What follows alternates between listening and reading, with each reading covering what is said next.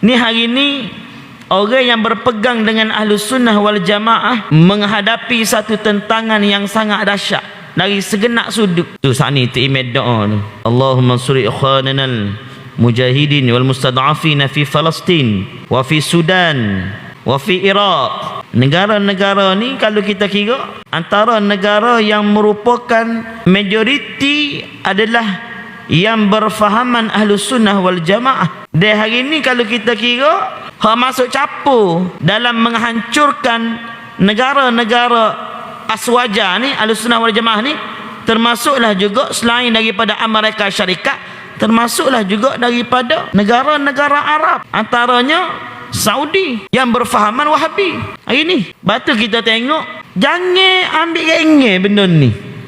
Kadang-kadang ada jemaah mari royak kambo, masa ambo duduk pasir putih mula, ambo kuat duk godai Wahabi. Mari jemaah sore lepas subuh tu, ia pergi pohon ambo nak buang kita lah. Dia tanya kita, dia kata, Tik Imam, ambo dengar Tik Imam kuat duk pakah Wahabi. Dia kata ke ambo, Tik Imam, Wahabi ni dia sama je dengan kita. Wahabi pun Ahlus Sunnah juga. Apa kita nak balas?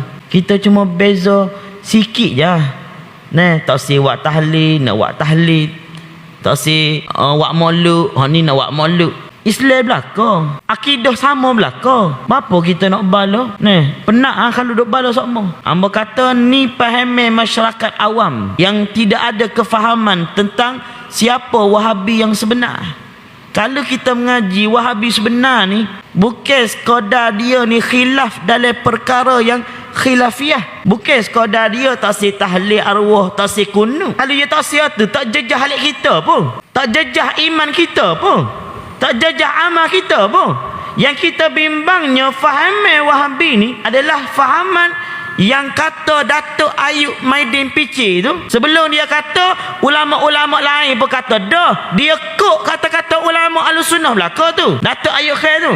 Ketika dia pergi jenayah hak jaga bahagian agama-agama apa ajaran-ajaran sesat ni, dia kata fahaman Wahabi ni lah sebenarnya fahaman yang menjurus kepada ISIS, IC. Dia fahaman yang fahaman yang mengkafirkan orang yang tidak sealiran dengan dia, sampai perikat bukan mengkafirkan, bahkan menghalalkan darah mereka, bunuh. Tu ni bukan faham main-main ni. Kita kalau Syiah kita boleh cek dia semaya ada batu Karbala, mudah nak cek. Bah dia buat banyak sambutan-sambutan sempena dengan kelahiran Ali, sempena dengan kelahiran Fatimah, dan dia mengagungkan Ali. Kita nak cek mudah, tapi Wahabi ni kita payah nak cek.